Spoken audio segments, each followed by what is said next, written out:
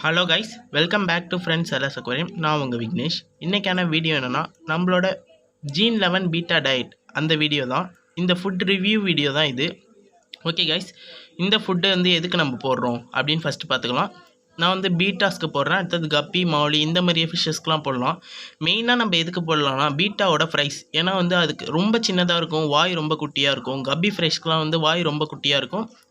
இருந்தாலும் நம்ம 20 டேஸ் ஆன பிறகு தான் நம்ம இந்த ஃபுட் ட்ரை பண்ணி பார்க்கலாம். ஏன்னா பீட்டாவோட ஃபுட்டு நான் சொல்லிட்டேனே அப்படின்னு சொல்லிட்டு பீட்டா ஃப்ரைஸ் பிறந்த வேகத்துக்கு இதெல்லாம் போடாதீங்க. பீட்டா ஃப்ரைஸ் பிறந்து 3 டேஸ்க்கு நீங்கள் எந்த ஃபுட்டுமே போடக்கூடாது. அப்புறமா நீங்கள் லைவ் ஃபுட் போட ஆரம்பிக்கணும். அதுக்கப்புறம் ஒரு 20 டேஸ் ஒரு ஆஃப் மெச்சூர் வந்த பிறகு நீங்கள் இது ட்ரை பண்ணலாம். ஏன்னா இது ரொம்ப க்ரோத் அதிகமாக கொடுக்குது. ஏன்னா இதோட இன்க்ரீடியன்ட்ஸ் அந்த மாதிரியே எந்த ஒரு ஃபுட்டோ நீங்கள் வாங்கினாலும் இன்க்ரீடியன்ட்ஸ் பார்த்து அப்புறமா வாங்கினா ரொம்ப நல்லது. நான் எந்த ஒரு ஃபுட்டு வாங்கினாலும் இன்க்ரீடியன்ட்ஸ் பார்த்து தான் வாங்குவேன். அதுலேயும் நல்ல ஃபுட்டாக எடுத்து அதை தான் ரிவ்யூ போடுவேன். இதெல்லாம் ஏற்கனவே நான் கலெக்ட் பண்ணி வச்சுருந்தது. இப்போ என்கிட்ட பீட்டா எதுவுமே இல்லை, ஃப்ளோரான்னு வச்சுருக்கேன். கப்பீஸ் இருக்குது. ஓகே கைஸ், இதோட இன்க்ரீடியன்ட்ஸ் என்னன்னு நம்ம பார்க்கலாம். கைஸ், இதோட இன்க்ரீடியன்ட்ஸ் என்னென்ன கலந்துருக்காங்கன்னா, மெரைன் ஃபிஷ் மீல் கலந்துருக்காங்க, மெரைன் ஷ்ரிம்ப் மீல் கலந்துருக்காங்க, மெரைன் ஸ்குரில் மீல் கலந்துருக்காங்க, அடுத்தது சோயாபீன் மீல் கலந்துருக்காங்க, சோயா லிச்சின் கலந்துருக்காங்க, அடுத்தது கார்ன்ஃப்ளோர் கலந்துருக்காங்க, மெரைன் ஃபிஷ் ப்ரோட்டீன் கலந்துருக்காங்க.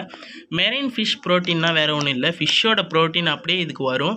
அவங்களுக்கு நீங்கள் வளர்க்குற ஃபிஷ்ஷா அப்படின்னு கேட்டிங்கன்னா இல்லை, கடலில் உள்ள மீன், கடலில் உள்ள இறால் இந்த மாதிரி வெரைட்டிஸ்க்கு உள்ள ப்ரோட்டீன் மட்டும் நம்மளுக்கு ஃபிஷ்ஷுக்கு க்ரோத் நல்லா கிடைக்கும்.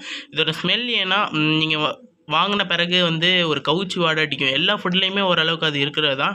நீங்கள் ஸ்மெல் பண்ணி பார்த்தீங்கன்னா டொயோ ஃபுட்லலாம் பார்த்தீங்கன்னா சாதாரணமான வாடை தான் அடிக்கும். இந்த மாதிரியே நீங்கள் ஒரு இம்போர்ட்டட் ஃபுட் அப்படி வாங்கினீங்கன்னா உங்களுக்கு அந்த மாதிரியே ஸ்மெல் வரும். அதை வச்சு கூட கண்டுபிடிக்கலாம். ஏன்னா ஃபிஷ்ஷஸ்க்கு ஸ்மெல்லிங் சென்ஸ் கொஞ்சம் அதிகமாகவே இருக்கும்.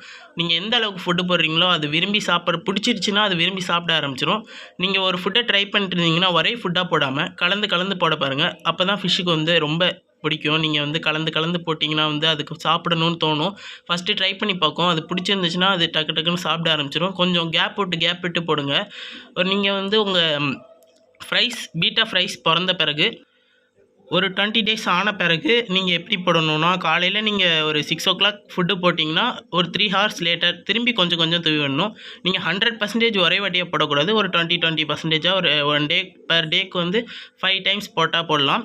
ஓகே கைஸ், இந்த வீடியோ அவ்வளோதான். இந்த ஃபுட்டு உங்களுக்கு பிடிச்சிருந்துச்சுன்னா ட்ரை பண்ணி பாருங்கள். கண்டிப்பாக ட்ரை பண்ணி பாருங்கள். இந்த ஃபுட்டு உங்களுக்கு பிடிக்கும்னு நினைக்கிறேன்.